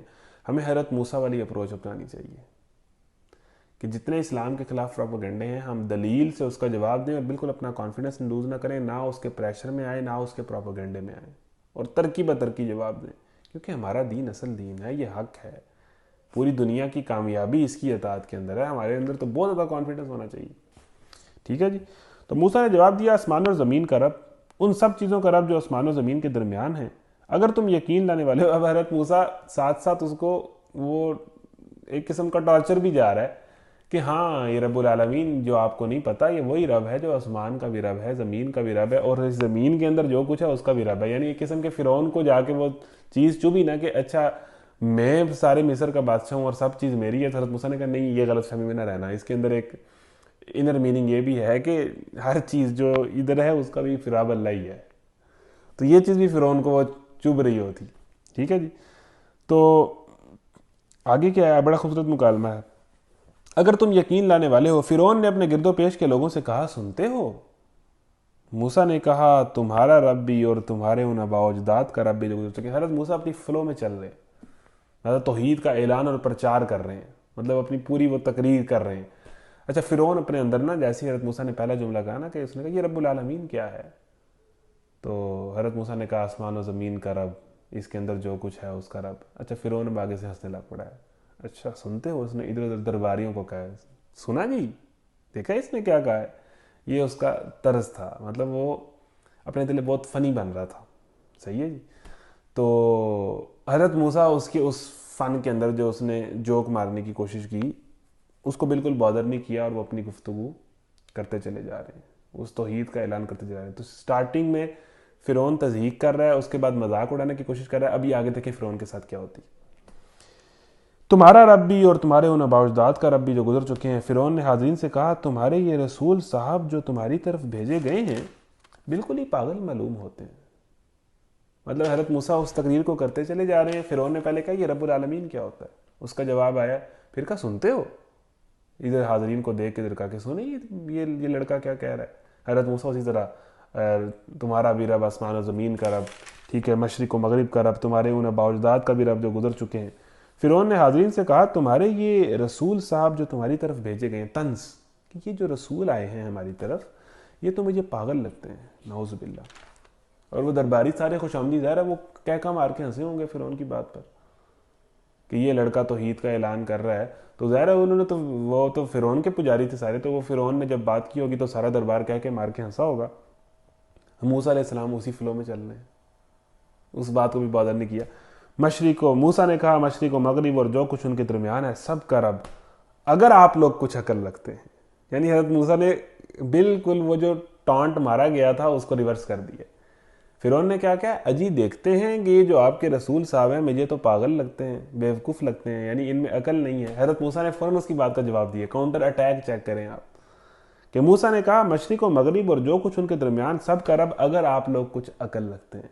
یعنی بیوقوف آپ مجھے کہہ رہے ہیں، اگر آپ میں تھوڑی سی بھی عقل ہے تو آپ کو سمجھ آ جائے گی میں کس رب کی بات کر رہا ہوں۔ بیوقوف تو آپ ہیں، فرعون تم بیوقوف ہو۔ یعنی کس زبردست طریقے سے ٹانٹ بھی لگ گیا، بات کا جواب بھی مل گیا۔ مطلب ٹانٹ کا لفظ تو ایسے نہیں یوز کرنا چاہیے، لیکن تیر واپس گیا، ٹھیک ہے جی۔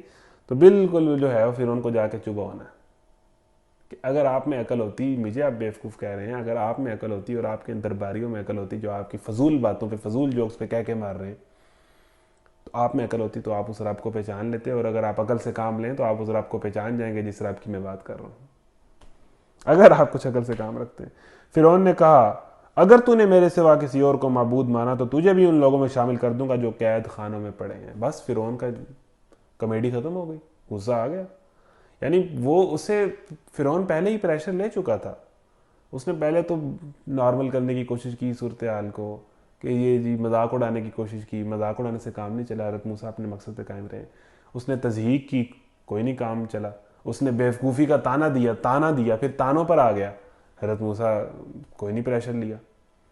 پھر یعنی کہ یہ ساری چیزیں جب فرعون نے استعمال کر لی تو اب فرعون سیریس ہو گیا، اسے پتہ چل رہا ہے کہ بھی میرا کوئی ہتھ کنڈا نہیں چل رہا، تو اب وہ دھمکیوں پہ اتر آیا ہے، وہی فضول حرکت پہ اتر آیا جس پہ اس نے الٹیمیٹلی اترنا تھا، ٹھیک ہے جی۔ تو فرعون نے کہا اگر تو نے میرے سوا کسی اور کا معبود مانا تو تجھے بھی ان لوگوں میں شامل کر دوں گا جو قید خانوں میں پڑے سڑ رہے ہیں۔ اب دھمکی ہے جیل کی، صعوبت کی دھمکی۔ موسیٰ علیہ السلام، یعنی نہ مذاق نے موسیٰ علیہ السلام کو توحید سے روکا، نہ تانوں نے موسیٰ علیہ السلام کو تصدیق سے توحید سے روکا، اور نہ جیل کی اور قتل کرنے کی دھمکی موسیٰ علیہ السلام کو اللہ کے راستے سے روک رہی ہے۔ یہ کرج چاہیے ہمیں اللہ کے راستے پر چلنے کے لیے، ٹھیک ہے جی۔ تو یہ مذاق اڑانا اور تانے پڑنا اور قید و بند کی صعوبتیں، یہ تو دین کے راستے میں رہے۔ موسیٰ نے کہا اگرچہ میں لے آؤں تیرے سامنے ایک سری جو چیز جو بھی۔ فرعون نے کہا اچھا تو لے آ اگر تو سچا۔ یہاں پر موسیٰ نے کہا کہ میں ایک تمہیں معجزہ دکھاتا ہوں جس سے تم میری بات مان جاؤ گے۔ اس کی زبان سے یہ بات نکلتے ہی موسیٰ نے اپنا عصا پھینکا اور یکا ایک سری اژدہا تھا۔ پھر اس نے اپنا ہاتھ بغل سے کھینچا اور وہ سب دیکھنے والوں کے سامنے چمک رہا تھا، یعنی وہ دونوں معجزات دکھائے، یعنی ہاتھ کا روشن ہونا اور لاٹھی کا اژدہا بن جانا۔ فرعون اپنے گردے پیش کو سرداروں سے بولا۔ اب فرعون کی اس ٹائم تو بالکل بولتی، اور پورے دربار کی جو فرعون کے فضول باتوں پر ہنس رہا تھا، سارے دربار کی بولتی بند ہوگی کہ یہ دیکھیں اژدہا بننا اور ہاتھ کا روشن ہونا کہ وہ سورج کی طرح چمک رہا ہو۔ اچھا، پھر فرعون نے کیا سچویشن کو کور کرنے کے لیے الزام لگا دیا کہ یہ تو جادو ہے، اس کا تو میں بھی مقابلہ کر لوں گا۔ پھر وہ سارا جادوگری کا مقابلہ جو ہم پڑھ چکے ہیں 16ویں سپارے کے اندر، بڑے زبردست فرعون کی جو زبردست شکست تھی جو اسے ہوئی تھی، اور جادوگروں نے جو اسلام قبول کیا تھا، یعنی پورا نظام الٹ کے رکھ دیا تھا حضرت موسیٰ نے، پوری تہذیب الٹ کے رکھ دی تھی اور حق کو غالب کر کے رکھ دیا تھا۔ فرعون نے اپنے گرد و پیش کے سرداروں سے بولا یہ شخص یقیناً ایک ماہر جادوگر ہے، چاہتا ہے کہ اپنے جادو کے زور سے تم کو تمہارے ملک سے نکال دے۔ یعنی کہ جادوؤں سے تو کبھی بھی ملک اور ملک کی پولیٹکس چینج نہیں ہوتی۔ تو فرعون نے ایک فضول بات ہی کی یہاں پر بھی کہ یہ میجک کے ذریعے ملک کا سیاسی نظام تبدیل کرنا چاہتا ہے، تختہ الٹنا چاہتا ہے۔ جادو سے تختہ الٹتا ہوتا تو یہ جتنے جادوگر ہیں ساری دنیا کے بادشاہ ہوتے ہیں۔ تو جادو جو ہوتا ہے اس کا تو بیسیکلی بہت لمیٹڈ اور بہت عارضی اثر ہوتا ہے، وہ بڑے لیول پر جادو کا امپیکٹ نہیں ہوتا، ٹھیک ہے جی۔ چاہتا ہے کہ اپنے جادو کے زور سے تم کو تمہارے ملک سے نکال دے، اب بتاؤ تم کیا حکم دیتے ہو؟ انہوں نے کہا اسے اور اس کے بھائی کو روک لیجئے اور شہروں میں ہر کارے بھیج دیجئے کہ ہر سیانے جادوگر کو آپ کے پاس لے آئیں، چنانچہ ایک روز مقرر وقت پر جادوگر اکٹھے کر لیے گئے اور لوگوں نے کہا کہ تم اجتماع میں چلو گے، شاید کہ ہم جادوگروں کے دین ہی پر رہ جائیں اگر وہ غالب رہے۔ اب جادوگروں اور موسیٰ کا مقابلہ، یہ ہم ڈیٹیل سے پڑھ چکے ہیں 16ویں پارے کے اندر۔ فلما جاء السحرة، جب جادوگر میدان میں آئے تو انہوں نے فرعون سے کہا ہمیں انعام تو ملے گا اگر ہم غالب رہے۔ وہی جادوگر فرعون سے انعام مانگ رہے ہیں کہ ہمیں کچھ دو گے آپ، یعنی ان جادوگروں کو پہلے وہ لفٹ نہیں کراتا تھا، اور اب فرعون اتنا بھوکلا چکا ہے کہ کہہ رہے اگر تم نے موسیٰ کو ہرا دیا تو میں تمہیں اپنا قریبی مقرر کر لوں گا، یعنی گلیوں میں رلنے والے جادوگروں کو فرعون کہہ رہا ہے کہ میں تمہیں اپنا وزیر بنا لوں گا۔ وہ فرعون جو بغیر پوچھے گردنیں اڑا دیتا ہے، اتنا وہ بھوکلا چکا تھا۔ تو جادوگر انعام مانگ رہے ہیں کہ اگر ہم موسیٰ کو ہرا دیا تو ہمیں کیا ملے گا؟ اس نے کہا ہاں تم اس وقت مقربین میں شامل ہو جاؤ گے، میں تمہیں اپنا قریبی بندہ بنا لوں گا، مقربین میں شامل کر لوں گا اگر تم نے موسیٰ کو ہرا دیا۔ موسیٰ نے کہا پھینکو جو تمہیں پھینکنا ہے۔ انہوں نے فوراً اپنی رسیاں اور لاٹھیاں پھینک دیں اور بولے فرعون کے اقبال سے ہم ہی غالب رہیں گے، یعنی فرعون کی عزت ہو، فرعون کی جے ہو، فرعون کی عزت ہو، فرعون کی شان۔ انہوں نے قصیدہ پڑھا اور کہا کہ فرعون کی بادشاہی سلامت رہے، فرعون کے اقبال سے ہم ہی فتح یاب ہوں گے، یعنی انہوں نے اللہ کے بجائے فرعون کا نام لیا، وہی ان کا خدا تھا۔ پھر موسیٰ نے اپنا عصا پھینکا تو یکایک وہ ان کے جھوٹے کرشموں کو ہڑپ کرتا چلا جا رہا تھا۔ اس پر سارے جادوگر بے اختیار سجدے میں گر پڑے اور بول اٹھے کہ مان گئے ہم رب العالمین کو، موسیٰ اور ہارون کے رب کو۔ کہ کیا سچویشن ہوگی، یعنی اتنی بڑی شکست یہ ہوئی فرعون کو، اس کے نظام کو، اس کے نظریوں کو، اس کی آرمی کو، اس کے ماننے والوں کو۔ ون مین آرمی حضرت موسیٰ نے ان کو شکست دی۔ کس بنیاد پر؟ اللہ پر ایمان اور یقین کی بنیاد پر۔ بس یہ ایمان اور یقین اور اللہ کی مدد وہ چیز ہے جس کے مقابلے میں پوری دنیا اور پورا زمانہ شکست کھا سکتا ہے۔ فرعون نے کہا تم موسیٰ کی بات مان گئے قبل اس کے کہ میں تمہیں اجازت دیتا، ضرور یہ تمہارا بڑا ہے جس نے تمہیں جادو سکھایا۔ اب وہاں پر بھی فرعون نے سچویشن کو ہینڈل کرنے کے لیے کیا کہا کہ یہ تمہارا، اچھا تم سارے ایمان لے، تم ساروں نے مل کے میرے خلاف پلاننگ کی ہوئی ہے، آپس میں ملے ہوئے ہو تم، یعنی موسیٰ تمہارا سربراہ ہے تمام جادوگروں کا، جن جادوگروں کو اس نے خود اکٹھا کیا تھا، اب ان پہ یہ الزام لگا رہا ہے۔ اچھا ابھی تمہیں معلوم ہو جاتا ہے میں تمہارے ہاتھ پاؤں مخالف سمتوں سے کٹواؤں گا اور تم سب کو سولی چڑھا دوں گا۔ جب دلیل ختم ہو جاتی ہے، جب بندہ شکست کھا جاتا ہے تو پھر اس کے پاس سوائے ظلم کے اور دھمکی کے اور کوئی چارہ نہیں رہتا، اور فرعون نے بھی یہی کام کیا۔ انہوں نے جواب دیا کچھ پرواہ نہیں، اپنے رب کے حضور پہنچ جائیں گے اور ہمیں توقع ہے کہ ہمارا رب ہمارے گناہ معاف کر دے گا۔ اب یہ جادوگروں کے اندر اس ایمان سے اتنی تبدیلی آ گئی کہ جو کل جب فرعون سے عہدے مانگ رہے تھے، آج اس ایمان جو انہوں نے دیکھا اس مقابلے کے دوران حضرت موسیٰ کے معجزے سے، جو انہیں جادو کے جاننے کی وجہ سے پتہ چلا، انہیں تو سمجھ لگ گئی نا یہ جادو نہیں ہے، تو انہیں جو وہ ایمان ملا اس نے ان کا کریکٹر ود ان سیکنڈز اتنا زیادہ تبدیل کر دیا کہ اب وہ جرت کا استعارہ بن چکے ہیں اور اسلام کے لیے مرنے کے لیے تیار ہو چکے ہیں۔ یعنی یہ ہے ایمان کی طاقت۔ ہمیں توقع ہے کہ ہمارا رب ہمارے گناہ معاف کر دے گا کیوں سب سے پہلے ہم ایمان لائے ہیں۔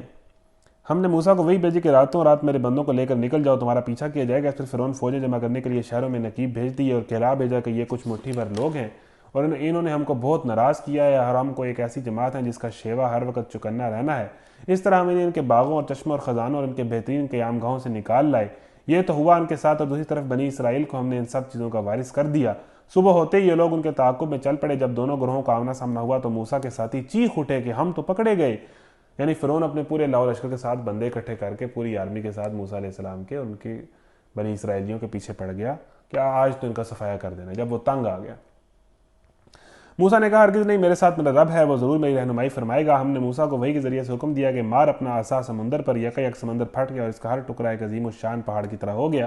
یعنی جب تمام راستے بند ہوں تو اللہ تعالیٰ راستے نکال لیتا ہے، اگر آپ کا اللہ پر ایمان ہے تو اللہ تعالیٰ تو راستے بنا دیتا ہے۔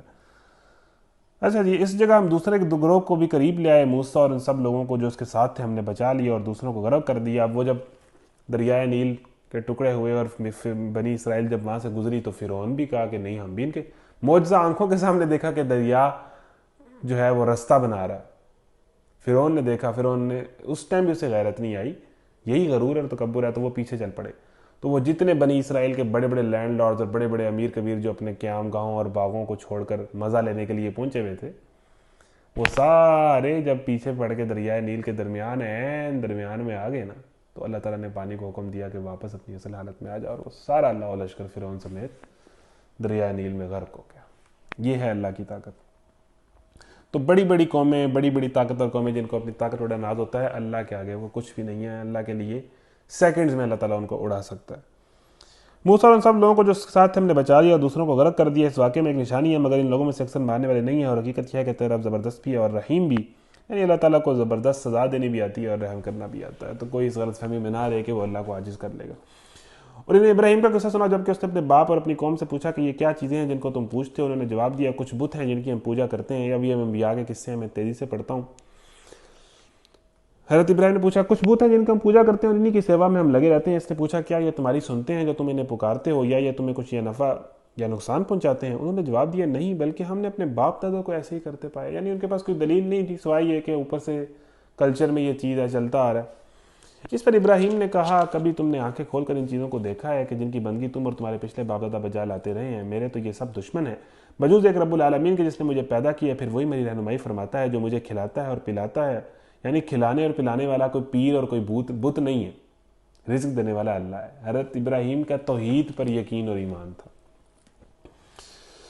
اور جب بیمار ہو جاتا ہوں تو وہی مجھے شفا دیتا ہے، کوئی پیر مجھے شفا نہیں دیتا، وہی اللہ ہی مجھے شفا دیتا ہے۔ وَإِذَا مَرِضْتُ فَهُوَ يَشْفِينِ، یعنی میرے تمام نفع اور نقصان کے اختیار اللہ کے پاس ہے، کسی بت کے پاس یا کسی مخلوق کے پاس نہیں ہے، جو مجھے موت دے گا اور پھر دوبارہ مجھ کو زندگی بخشے گا، اور جس سے میں امید رکھتا ہوں کہ روز جزا وہ میری خطا معاف کر دے گا۔ اس کے بعد ابراہیم نے دعا کی کہ اے میرے رب مجھے حکم عطا کر اور مجھ کو صالحوں کے ساتھ ملا، اور بعد کے آنے والوں میں مجھ کو سچی ناموری عطا کر، اور حضرت ابراہیم کا نام آج بھی زندہ ہے، اور مجھے جنت نعیم کے وارثوں میں شامل فرما، اور میرے باپ کو معاف کر دے، بے شک وہ گمراہ لوگوں میں سے ہے۔ حضرت ابراہیم نے اپنے باپ کے لیے مغفرت کی دعا کی تھی، تب تک انہیں پتہ نہیں تھا، بعد میں اللہ تعالیٰ نے منع کر دیا تھا کہ کسی مشرک کے لیے آپ مغفرت کی دعا کر ہی نہیں سکتے۔ مغفرت کی دعا آپ مسلمان کے لیے کر سکتے ہیں، کافر تو اس کیٹیگری میں ہے ہی نہیں کہ آپ اس کے لیے دعا کریں، وہ تو رہا ہی کافر ہے۔ اور میرے باپ کو معاف کر دے، بے شک وہ گمراہ لوگوں میں سے ہے، اور مجھ سے اس دن رسوا نہ کر جبکہ سب لوگ زندہ کر کے اٹھائے جائیں گے، جبکہ نہ مال کوئی فائدہ دے گا اور نہ اولاد، بجو اس کے کہ جو شخص قلب سلیم لیے ہوئے اللہ کے حضور حاضر ہو۔ جو قلب سلیم صاف دل کے ساتھ اللہ کے سامنے حاضر ہوگا، صاف نیتوں کے ساتھ، اسی کو ہی نفع ملے گا، نہ کوئی مال فائدہ دے گا، نہ کوئی اولاد فائدہ دے گی۔ اس روز جنت پرہیزگاروں کے قریب لے آئی جائے گی، اور دوزخ بہکے ہوئے لوگوں کے سامنے کھول دی جائے گی، اور ان سے پوچھا جائے گا کہ اب کہاں ہیں وہ جن کی تم خدا کو چھوڑ کر عبادت کرتے تھے؟ کیا وہ تمہاری کچھ مدد کر رہے ہیں یا خود اپنا آپ بچاؤ کر سکتے ہیں؟ پھر وہ معبود اور یہ بہکے ہوئے لوگ اور ابلیس کے لشکر سب کے سب اس میں اوپر تلے دھکیل دیے جائیں گے، وہاں یہ سب آپس میں جھگڑیں گے، اور یہ بہکے ہوئے لوگ اپنے معبودوں سے کہیں گے کہ خدا کی قسم ہم تو سری گمراہی میں مبتلا تھے، جبکہ تم رب العالمین کی برابری کا درجہ دے رہے تھے، اور وہ مجرم لوگ ہی تھے جنہوں نے ہم کو اس گمراہی میں ڈالا۔ اب نہ ہمارا کوئی سفارشی ہے اور نہ کوئی جگری دوست، اب نہ کوئی دوست ہے نہ کوئی سفارشی، اس دن کوئی جگری دوست کام نہیں آنے والا۔ کاش ہمیں ایک دفعہ پھر پلٹنے کا موقع مل جائے تو ہم مومن بن جائیں، ہم ایمان لیں، لیکن it is no use to cry over spilt milk, آپ کوئی فائدہ نہیں۔ یقیناً اس میں ایک بڑی نشانی ہے، مگر ان میں سے اکثر لوگ ایمان لانے والے نہیں ہیں، اور حقیقت یہ ہے کہ تیرا رب زبردست بھی ہے اور رحیم بھی ہے۔ قوم نوح نے رسولوں کو جھٹلایا، یاد کرو کہ جبکہ ان کے بھائی نوح نے ان سے کہا تھا کہ کیا تم ڈرتے نہیں ہو، میں تمہارے لیے ایک امانت دار رسول ہوں، لہذا تم اللہ سے ڈرو اور میری اطاعت کرو، میں اس کام پر تم سے کسی اجر کا طالب نہیں ہوں، میرا اجر تو رب العالمین کے ذمہ ہے، پس تم اللہ سے ڈرو اور بے کھٹ کے میری اطاعت کرو۔ انہوں نے جواب دیا کیا ہم تجھے مان لیں حالانکہ تیری پیروی رذیل ترین کم تر ترین لوگوں نے اختیار کی ہے؟ نوح نے کہا میں کیا جانوں کہ ان کے عمل کیسے ہیں، ان کا حساب تمہارے رب کے ذمہ ہے، کاش تم کچھ شعور سے کام لو، میرا یہ کام نہیں ہے کہ جو ایمان لائے ان کو میں دھتکار دوں، میں تو بس ایک صاف صاف متنبع کر دینے والا آدمی ہوں۔ انہوں نے کہا اے نوح اگر تو باز نہ آیا تو پھٹکارے ہوئے لوگوں میں شامل ہو کر رہے گا۔ نوح نے دعا کیا میری رب میری قوم نے مجھے جھٹلا دیا، اب میرے اور ان کے درمیان دو ٹوک فیصلہ کر دے، اور مجھے اور جو مومن میرے ساتھ ہیں ان کو نجات دے۔ آخر کار ہم نے اس کو اور اس کے ساتھیوں کو ایک بھری ہوئی کشتی میں بچا لیا، اور اس کے بعد باقی لوگوں کو غرق کر دیا۔ یقیناً اس میں ایک نشانی ہے، مگر ان میں سے اکثر لوگ ماننے والے نہیں ہیں، اور حقیقت یہ ہے کہ تیرا رب زبردست بھی ہے اور رحیم بھی ہے۔ عاد نے رسولوں کو جھٹلایا، یاد کرو کہ جبکہ ان کے بھائی ہود نے ان سے کہا تھا کہ کیا تم ڈرتے نہیں ہو، میں تمہارے لیے ایک امانت دار رسول ہوں، لہذا تم اللہ سے ڈرو اور میری اطاعت کرو، میں اس کام پر تم سے کسی قسم کا اجر کا طالب نہیں ہوں، میرا اجر تو اللہ رب العالمین کے ذمہ ہے۔ یہ تمہارا کیا حال ہے کہ ہر اونچے مقام پر اللہ حاصل ایک یادگار عمارت بنا ڈالتے ہو اور بڑے بڑے قصر تعمیر کرتے ہو، گویا تمہیں ہمیشہ رہنا ہے، اور جب کسی پر ہاتھ ڈالتے ہو تو جبار بن کر ڈالتے ہو۔ وَإِذَا بَطَشْتُمْ بَطَشْتُمْ جَبَّارِينَ، یہ آیت ہے، اور جب کسی پر ہاتھ ڈالتے ہو تو جبار بن کر ہاتھ ڈالتے ہو۔ پس تو یعنی یہ لوگ بہت طاقتور تھے، بہت ہتے کرتے تھے، بہت زیادہ مارتے تھے، بہت طاقت تھی ان کے اندر۔ پس تم لوگ اللہ سے ڈرو اور میری اطاعت کرو، ڈرو اس سے جس نے وہ کچھ تمہیں دیا ہے جو تم جانتے ہو، تمہیں جانور دیے، اولادیں دی، باغ دیے اور چشمے دیے، مجھے تمہارے حق میں ایک بڑے دن کے عذاب کا ڈر ہے۔ انہوں نے جواب دیا تو نصیحت کر یا نہ کر، ہمارے لیے سب یکساں ہیں، ہم نے تیری بات نہیں ماننی، ہمیں اپنی مرضی کرنی ہے۔ یہ باتیں تو یوں ہوتی چلی آئی ہیں اور ہم عذاب میں مبتلا ہونے والے نہیں ہیں۔ آخر کار انہوں نے اسے جھٹلا دیا اور ہم نے ان کو ہلاک کر دیا۔ یقیناً اس میں ایک نشانی ہے مگر ان میں سے اکثر لوگ ماننے والے نہیں ہیں، اور حقیقت یہ ہے کہ تیرا رب زبردست بھی ہے اور رحیم بھی ہے۔ سمود نے رسولوں کو جھٹلایا، یاد کرو کہ جب کہ ان کے بھائی صالح نے ان سے کہا، یعنی زبردست ان کے لیے جو جھٹلائیں، اور رحیم ان کے لیے جو اللہ تعالیٰ کی بندگی کریں، جو نبی کا ساتھ دیں، اللہ تعالیٰ ان کو بچا لیتا ہے، باقیوں کو عذاب میں غرق کر دیتا ہے۔ سمود نے رسولوں کو جھٹلایا، یاد کرو جب کہ ان کے بھائی صالح نے ان سے کہا کہ کیا تم ڈرتے نہیں ہو، میں تمہارے لیے ایک مانتدار رسول ہوں۔ یہ ایک ہی مضمون ہے، ہر نبی نے آ کے ایک ہی بات کی، اس کو ایک ہی طرح کا جواب ملا، اور پھر ایک ہی طرح کا ان کا انجام ہوا جنہوں نے نبی کو جھٹلایا۔ یہ ایک ہی آیات بار بار آ رہی ہے۔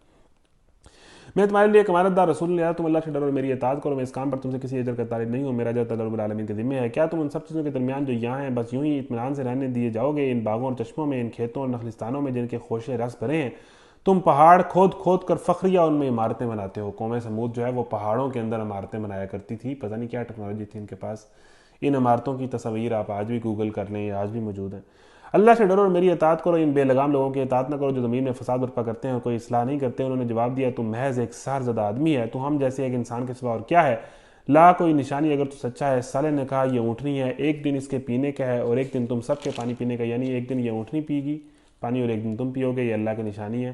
اس کو ہرگز نہ چھیڑنا ورنہ ایک بڑے دن کا عذاب تم کو آ لے گا۔ مگر انہوں نے اس کی کوچیں کاٹ دی، یعنی اونٹنی کو قتل کر دیا، اور آخرکار پچھتاتے رہ گئے، عذاب نے انہیں آ لیا۔ یقیناً اس میں ایک نشانی ہے مگر ان میں سے اکثر ماننے والے نہیں ہیں، اور حقیقت یہ ہے کہ تیرا رب زبردست بھی ہے اور رحیم بھی۔ لوط کی قوم نے رسولوں کو جھٹلایا، یاد کرو جب کہ ان کے بھائی لوط نے ان سے کہا تھا کہ کیا تم ڈرتے نہیں ہو، میں تمہارے لیے ایک امانتدار رسول ہوں، لہذا تم اللہ سے ڈرو اور میری اطاعت کرو، میں اس کام پر تم سے کسی اجر کا طالب نہیں ہوں، میرا اجر تو اللہ رب العالمین کے پاس ہے۔ کیا تم دنیا کی مخلوق میں سے مردوں کے پاس جاتے ہو اور تمہاری بیویوں میں تمہارے رب نے تمہارے لیے جو کچھ پیدا کیا ہے اسے چھوڑ دیتے ہو؟ یعنی لیسبین اور گے بن جاتے ہو۔ مرد مرد سے خواہش پوری کرتا ہے، عورت عورت سے خواہش پوری کرتی، تو تم ان نیچرل طریقہ اختیار کر رہے ہو، تمہیں کیا ہو گیا ہے؟ اور اس کے بعد آگے کیا الفاظ ہیں؟ بلکہ تم لوگ تو حد سے ہی گزرے ہوئے ہو۔ انہوں نے کہا، اے لوط، اگر تو نے ان باتوں سے باز نہ آیا تو جو لوگ ہماری بستیوں سے نکالے گئے ہیں ان میں تو بھی شامل ہو کر رہے گا۔ اس نے کہا، تمہارے کرتوتوں پر جو لوگ کڑ رہے ہیں میں ان میں شامل ہوں۔ اے پروردگار، مجھے اور میرے اہل و عیال کو ان کی بد کرداریوں سے نجات دے۔ آخرکار ہم نے اسے اور اس کے سب اہل و عیال کو بچا لیا، بجز ایک بڑھیا کے جو پیچھے رہنے والوں میں سے تھی، یعنی حضرت لوط کی وائف جو ہم جنس پرستی کی سپورٹر تھی، وہ بھی اسی عذاب میں۔ بیوی کا بیٹا ہونا، نوح کے بیٹے ہیں، لوط کی بیوی ہیں، کچھ بھی نہیں ہوگا بھائی جان، اللہ تعالیٰ کے فیصلے ایک خاص قانون کے اوپر ہوں گے۔ نبی کی خاندانوں کے اندر حضرت ابراہیم کا باپ ہے، کچھ نہیں، اللہ کے ہاں فیصلے ایمان پر ہوتے ہیں۔ تو انہوں نے جب روکا اس قوم کو ہم جنس پرستی سے، یعنی آج کے معاشرے کے اندر جہاں پر یہ ایجنڈا اتنا پروموٹ ہو رہا ہے، ہمیں لوط بننا ہے، ہمیں حضرت لوط کا کردار ادا کرنا ہے، آگے سے جو مرضی رزلٹ آئے، یہ ہمیں گالیاں دیں، بکواس کریں، اپنی کمیونٹی سے نکال دیں۔ انہوں نے بھی یہی کیا نا، حضرت لوط کو کہا کہ نکل جاؤ یہاں سے، اگر تم نے یہی پرہیزگاری کے قصے ہمیں سنانے ہیں تو نکل جاؤ، ہم تمہیں نہیں برداشت کر سکتے، ہم سے نہیں پرہیزگار ہوا جاتا، ہم اسی گند میں رہیں گے۔ آخرکار ہم نے اس کو اہل عیال کو بچا لیا، بجز ایک بڑھیا کے جو پیچھے رہ جانے والے میں سے تھی، پھر باقی باندھا لوگوں کو ہم نے تباہ کر دیا اور ان پر برسائی ایک برسات، پتھروں کی بارش ہوئی تھی قوم لوط کے اوپر، بڑی ہی بری بارش تھی جو ان ڈرائے جانے والوں پر نازل ہوئی۔ یقیناً اس میں ایک نشانی ہے مگر ان میں سے اکثر ماننے والے نہیں ہیں، اور حقیقت یہ ہے کہ تیرا رب زبردست بھی ہے اور رحیم بھی ہے۔ آگے قوم شعیب ہے اور پھر یہ صورت ختم ہو جائے گی۔ اللہ تعالیٰ سے دعا ہے کہ ہم نے جو پڑھا ہے ہم اس پر عمل کرنے کی توفیق عطا فرمائے۔ السلام علیکم ورحمۃ اللہ وبرکاتہ، وآخر دعوانا الحمد للہ رب العالمین۔